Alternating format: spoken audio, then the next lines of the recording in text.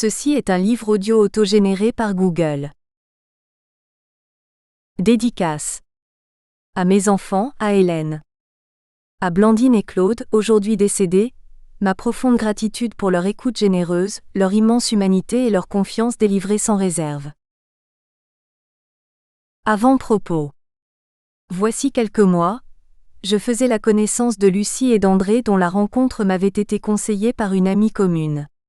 Il s'agissait pour moi d'aller plus avant dans mon approche du bénévolat dans lequel, libéré de contraintes professionnelles, je souhaitais m'investir. L'entrevue me permit effectivement de balayer plusieurs pistes et ce dans un climat ouvert et sympathique. Mais cette rencontre m'étonna tant par sa durée, à laquelle je souscrivais bien volontiers, que par l'orientation insoupçonnable qu'elle prit. La vie réserve de temps en temps des surprises dont rétrospectivement, nous pensons que nous aurions pu faire l'économie ou dont, à l'opposé, l'on ne cesse de s'émerveiller. En l'occurrence, et en ce début de l'année 2012, j'opte sans hésitation pour cette deuxième voie, celle d'un hasard que je qualifie d'heureux. Toutefois, je tiens à préciser que j'emploie sciemment le mot hasard plutôt que chance, car je crois avec Pasteur que le hasard ne favorise que ceux qui y sont préparés. Au demeurant, avec l'âge, je constate que ces heureuses surprises sont plus fréquentes. Est-ce le résultat d'un début de sagesse ? Peut-être. Aussi loin que je me souvienne, je vois l'apparition de désirs engendrant des démarches qui ont ou non abouti, et que je ressens comme m'ayant été étrangère au moins pour partie. En fait, il m'apparaît que souvent j'ai été en quelque sorte spectateur de certaines de mes décisions. Sensation aussi curieuse que peu satisfaisante et pour le moins peu gratifiante. Être le jouet de soi-même ne révèle pas une grande maturité, une assurance d'adulte que par ailleurs, je m'attribuais aisément. Aujourd'hui à la retraite, avec la relative maturité qui en théorie l'accompagne, le prisme avec lequel je regarde l'évolution de ma vie change. Et si, au lieu de penser avec une certaine légèreté que j'ondulais sur une mer agitée ou que telle une plume je virevoltais au gré des sautes du vent, fût-ce une brise câline et si, dis-je, je n'avais pas été aussi spectateur de mon évolution mais bien plus auteur de choix inconsciemment raisonnés. Ma position de retraité, astreint aux seules contraintes que je me donne, m'offre aujourd'hui le loisir du temps.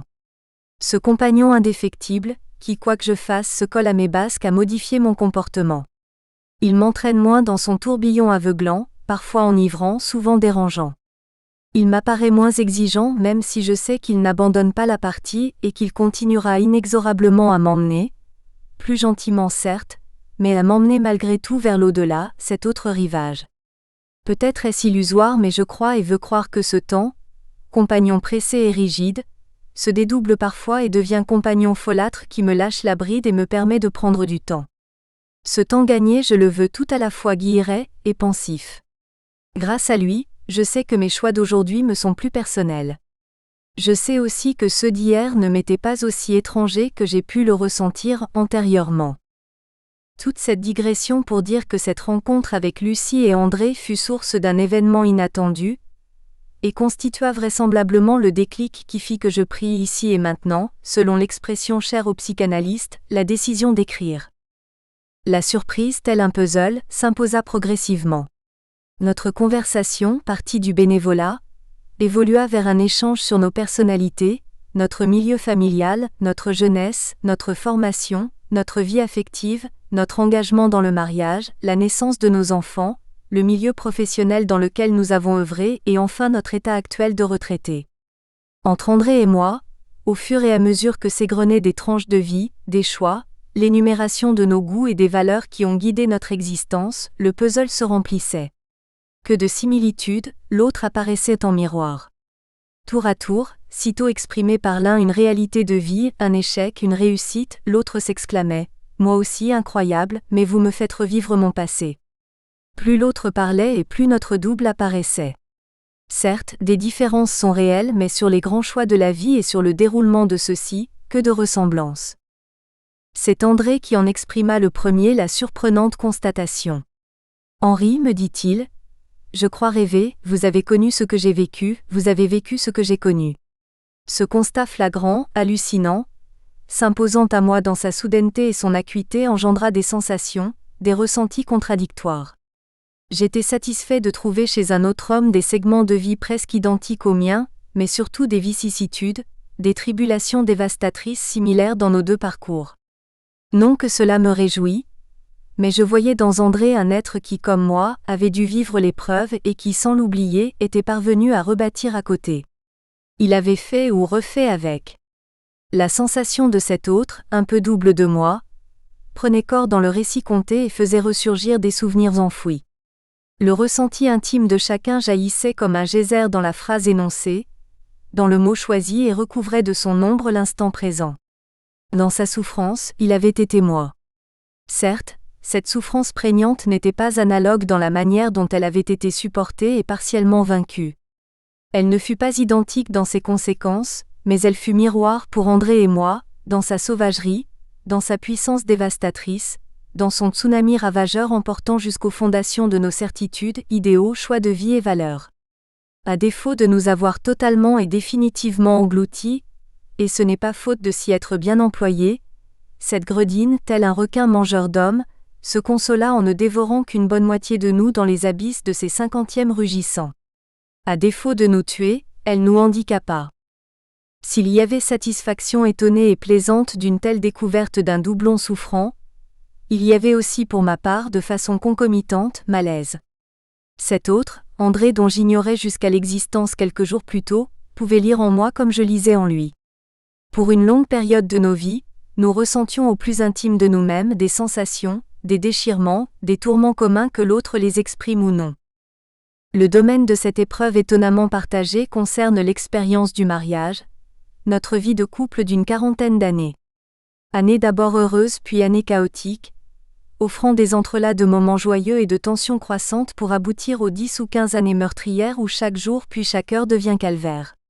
Vivre devient aléatoire. Le summum de la surprise se fait jour lorsque je dis mon envie d'écrire cette souffrance. André me fixe alors et plein d'émotions me presse de le faire. Henri, je vous apporterai le poids, l'évolution, l'expérience de ma souffrance. Cette demande d'André, son souhait et sa volonté de partager sa propre souffrance balaient mes dernières hésitations. Je pourrais transcrire le témoignage d'André sans être obligé de révéler le mien. Il y aura écran, ce ne sera pas mon histoire mais celle d'un autre, même si bien entendu la même pieuvre aura de ses hideuses et monstrueuses tentacules, broyé les deux cœurs et les deux vies.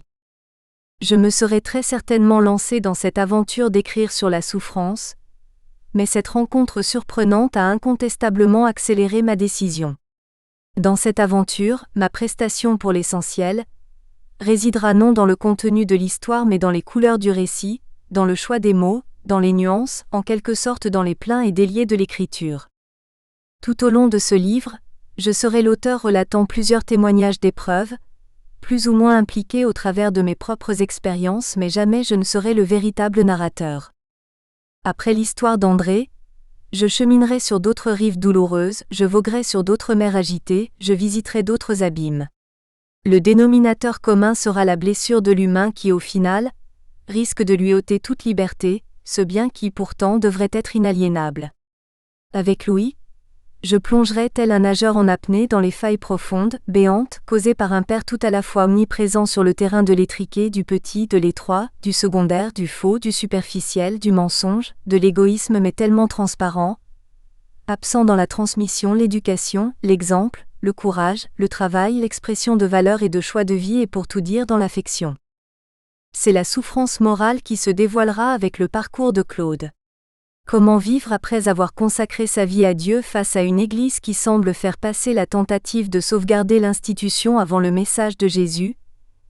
Une Église qui prône le dogme plus que la charité?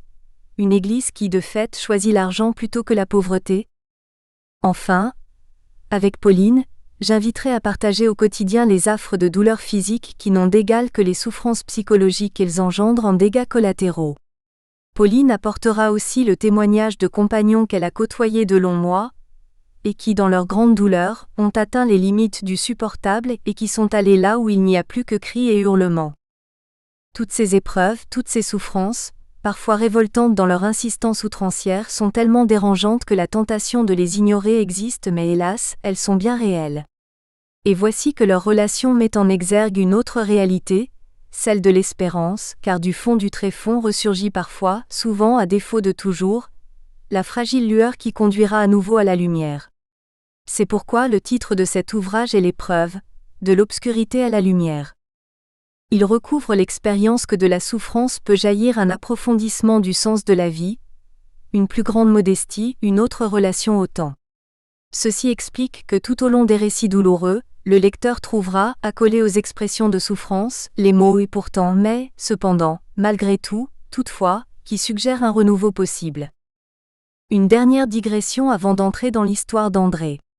Je respecte, mais ne parviens pas à comprendre, la démarche de ceux qui cherchent ou ont sciemment recherché la souffrance.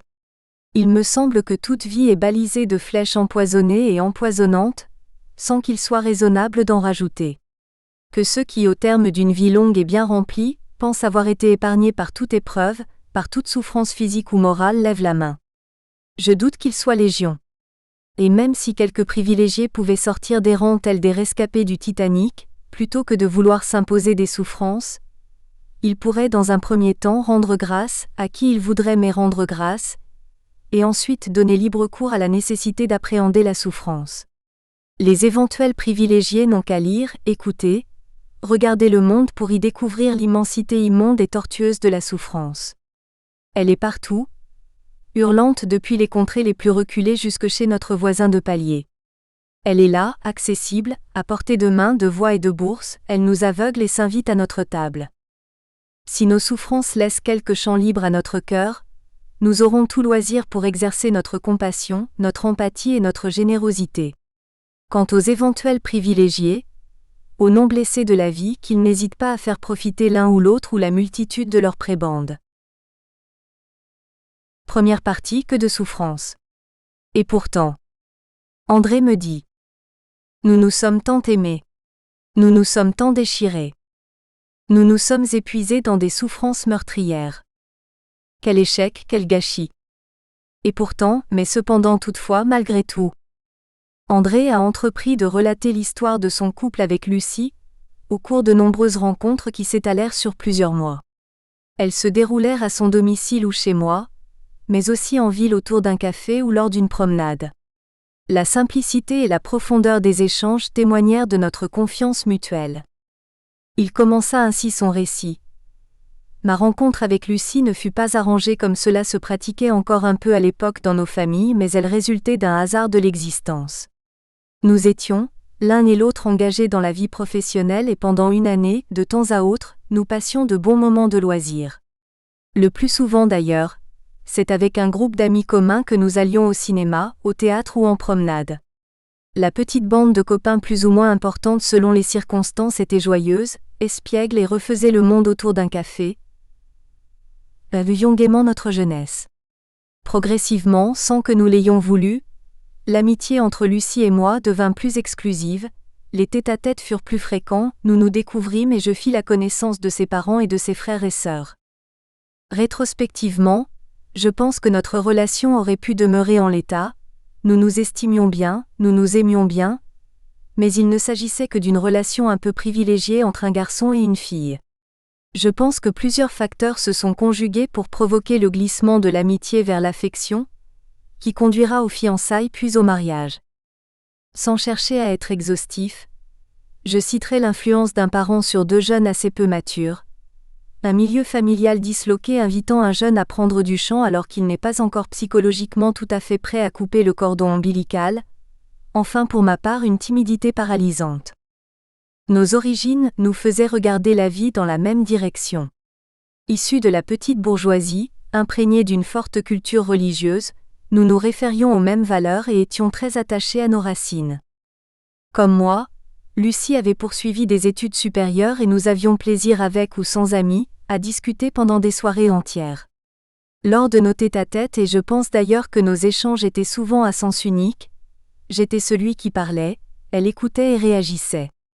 Il me semble que cela dépeint assez bien la réalité, et chacun y trouvait son compte au regard de ce qu'il était à l'époque. Moi, timide, mais plutôt loquace voire volubile, je trouvais en Lucie une âme sœur compréhensive. Elle-même peu expansive, légèrement introvertie et encore sous influence maternelle, s'accommodait de cette situation.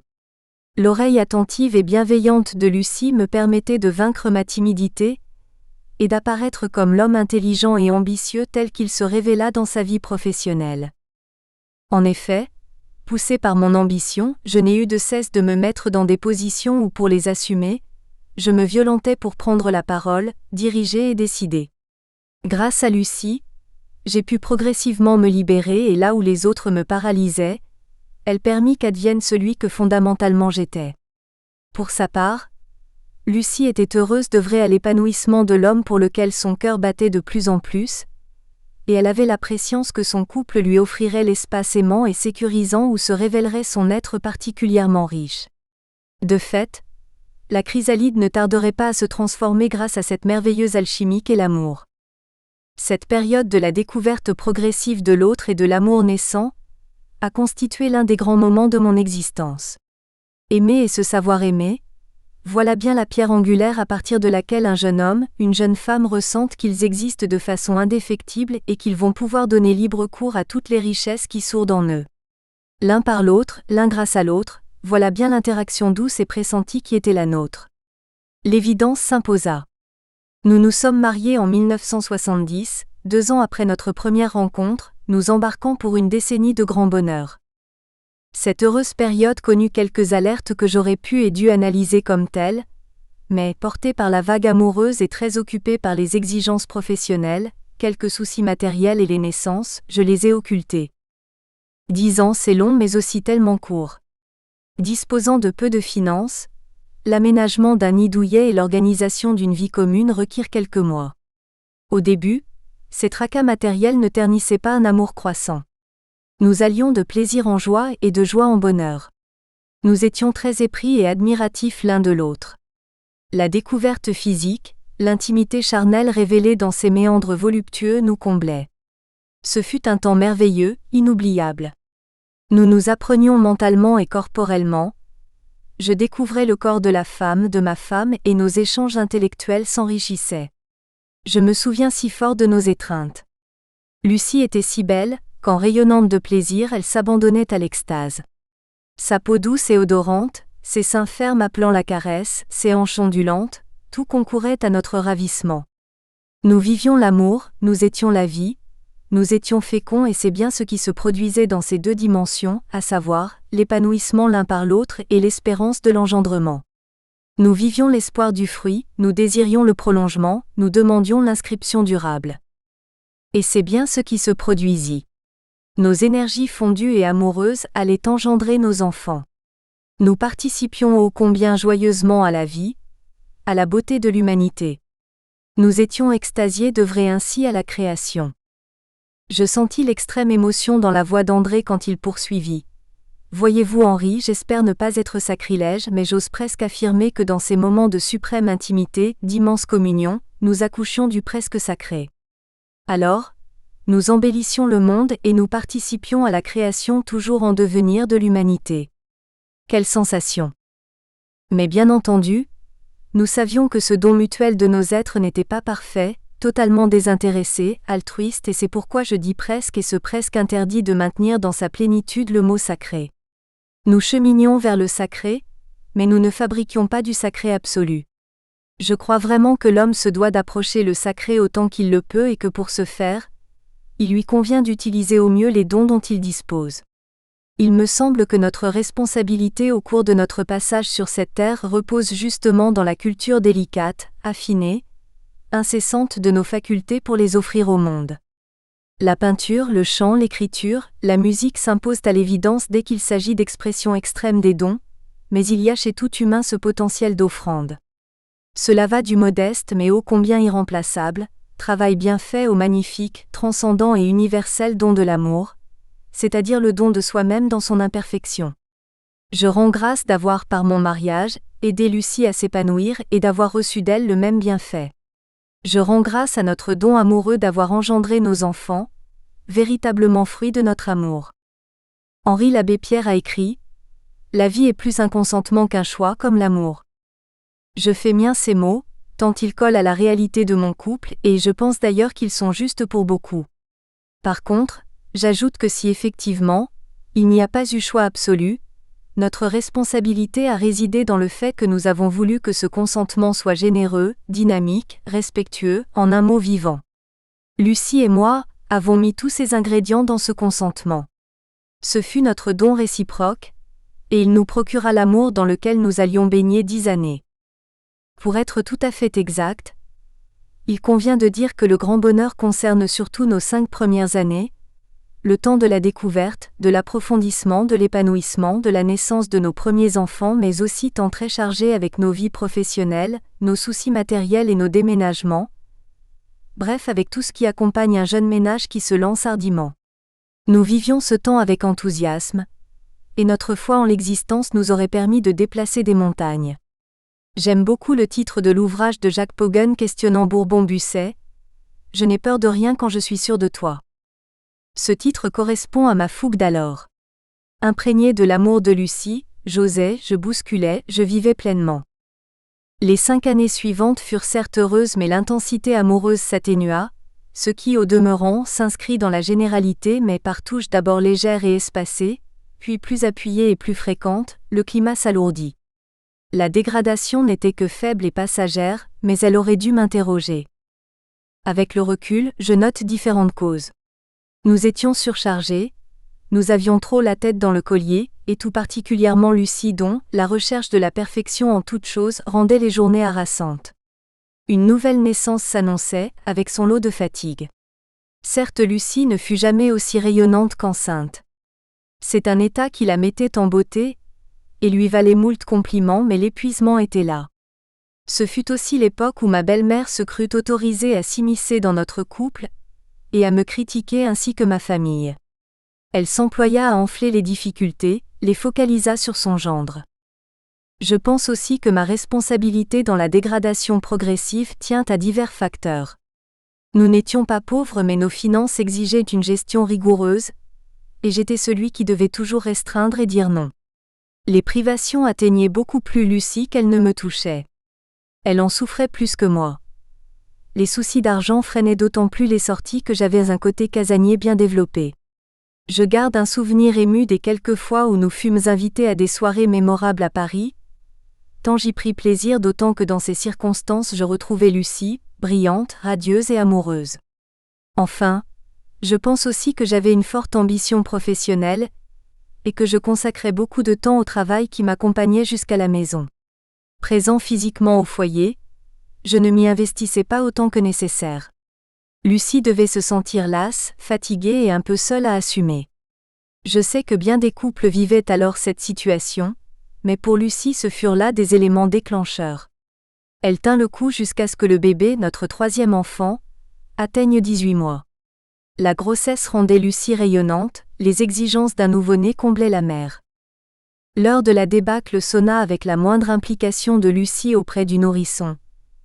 À la persistance de la lassitude, à l'accumulation de la fatigue vinrent s'ajouter les tracas d'un déménagement avec son lot de perturbations.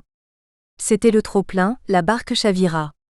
En pleine nuit, subitement Lucie plongea dans la déprime. D'autres auraient peu à peu remonté la pente mais les failles profondes, souterraines de Lucie apparurent dans leur gravité, et elle y fut engloutie. La période des 10 années de bonheur s'acheva en 1980. La période des déchirements commença. 15 années de déchirement, que c'est long. Une éternité. Et André relate ces 15 années pendant lesquelles chaque jour, à de rares exceptions près, exige de puiser dans des réserves insoupçonnées pour atteindre le sommet, c'est-à-dire le soir, le moment où l'on va pouvoir se glisser dans les draps avec l'espoir d'oublier quelques heures et de recharger ses batteries. Je ne sais pas, Henri, comment j'ai tenu. 15 années, cela représente 180 mois, 780 semaines mais surtout 5475 jours. Vous rendez-vous compte Henri ? 5475 matins, où je me suis demandé comment je pourrais arriver à l'oasis du soir. Que de fois ne me suis-je étonné d'y être parvenu. Encore une journée de passé, de gagner. Je finissais d'ailleurs par ne plus savoir contre quoi cette journée avait été gagnée. C'est au cours de 2 ou 3 rencontres qu'André évoqua ces 15 années. Ce fut dense, poignant. Je compris qu'André voulait tout à la fois plonger au plus profond de ses souvenirs, et terminer au plus vite cette relation par trop douloureuse. Je me gardai donc de l'interrompre, me réservant de revenir ultérieurement sur quelques passages. Je me souviens parfaitement de la première rencontre au cours de laquelle André décrivit la chute vertigineuse de Lucie. C'était un après-midi de printemps. Notre chemin de randonnée faisait alterner champs verdoyants et sous-bois grouillants de vitalité. Flore et faune rivalisaient d'énergie pour capter luminosité et rayons d'un généreux soleil. Dame Nature étalait son renouveau dans une magnificence et une prodigalité à couper le souffle. Que c'était beau, majestueux et prometteur. Mon compagnon de marche souffrait à l'évocation de ce temps qu'il faisait revivre. Il ne voyait pas les cavalcades des lièvres déjà titillés par les besoins de la reproduction. Il ignorait l'eau si claire du ruisseau. Son regard absent n'apercevait ni l'horizon, ni la haie remplie d'abeilles déjà au travail. Même l'envol d'un coq-faisan ne perturba son récit. André était blême, sa respiration courte et le seul mouvement de ses yeux était un va-et-vient incessant entre ses pieds et moi. Il était dans son vécu, et s'assurait de mon écoute amicale. Peut-être était-il 1 ou 2 heures du matin cette nuit-là, quand Lucie dévissa. Je fus alors réveillé par de petits gémissements de Lucie, accompagnés d'une nervosité inhabituelle. Je ne suis pas intervenu car je pensais qu'elle faisait un cauchemar. Cela dura quelques minutes, puis des cris croissants succédèrent aux gémissements. Sans succès, je tentai de la calmer d'autant qu'à ces cris s'ajouta une incroyable agitation. Cris et mouvements désordonnés durèrent des minutes aussi longues qu'inoubliables. Quand elle se calma, Lucie était inondée de sueur, elle sembla vouloir se blottir dans mes bras, c'est tout au moins l'impression que je garde, mais cela correspond peut-être plus à ce que je désirais qu'à la réalité. En fait, Lucie se recroquevilla, se replia sur elle-même, se mit en position de fœtus et pleura. Ce fut un déluge de larmes, permanent jusqu'au matin. Exténuée, ayant versé l'ultime larme que son corps pouvait produire, Lucie, toujours positionnée en fœtus, s'endormit enfin vers 8 heures. Cette situation dura plusieurs semaines interminables. Lucie passait ses jours et ses nuits recroquevillée, pleurant, geignant, gesticulant. Elle s'alimentait peu et parlait encore moins. Elle refusait toute visite, tout téléphone, et n'acceptait aucune consultation du médecin qu'elle appréciait pourtant. Je n'avais jamais été confrontée à la dépression nerveuse. Je n'étais d'ailleurs pas loin de penser qu'il s'agissait en l'occurrence d'un dérèglement superficiel, en quelque sorte d'un caprice réservé à ceux qui pouvaient se le permettre. La solution consistait à se secouer, à ne pas s'écouter, et j'espérais qu'ainsi tout rentrerait dans l'ordre. Hélas, 100 fois hélas. 15 années m'apprirent qu'il n'en était rien. Cette période fut ponctuée de multiples dépressions nerveuses, variables en intensité et en durée, certaines exigeant d'ailleurs une hospitalisation. Au total, il y eut plus d'une hospitalisation par an, voire jusqu'à 3 la même année. Cette tranche de vie fut tout sauf monotone car de temps à autre, une accalmie imprévisible survenait. Tel un baume miraculeux sur une plaie à vif, tel le calme soudain après la tempête, une telle accalmie nous cueillait incrédules, Lucie et moi. Alors aussi surpris l'un que l'autre, nous nous regardions heureux et attendris et pendant quelques jours, parfois quelques semaines nous revivions et, remplis de joie, nous regardions avec bonheur le sourire revenu sur le visage de nos enfants. Nous goûtions à nouveau la beauté de la vie. À chaque fois la rechute n'était que plus dévastatrice. Il faut, pour appréhender cette période, comprendre ou plutôt ressentir, car la seule compréhension ne suffit pas, l'usure qu'engendrent ces successions de dépression, d'hospitalisation, suivies éventuellement d'une accalmie. C'est cassant, épuisant et après moult répétitions, je ne pouvais plus vivre, je ne devais plus croire au rétablissement ou alors je pense que j'aurais moi aussi plongé dans la déprime. Une situation stable, aussi douloureuse soit-elle, a au moins le mérite d'être connue. Je m'y adaptais mais l'espoir maintes fois déçu, cela me devenait invivable. Ne plus espérer m'aidait à survivre. Cette succession de dépressions ponctuée ou non d'hospitalisation et de rémission n'occulta pas une réalité que j'eus du mal d'abord à voir, puis à accepter, celle d'une aggravation constante. D'une part, Lucie se consumait psychologiquement et physiquement et d'autre part sa relation aux autres et notamment la nôtre se détériorait inexorablement. Dès cette époque, sans que j'en mesure avec précision les contours, je pressentais qu'une issue fatale adviendrait. La dégradation psychologique. Nous espérons que vous avez apprécié cet aperçu. Pour continuer à écouter ce livre audio sur Google Play Livres, utilisez le lien dans la description de la vidéo.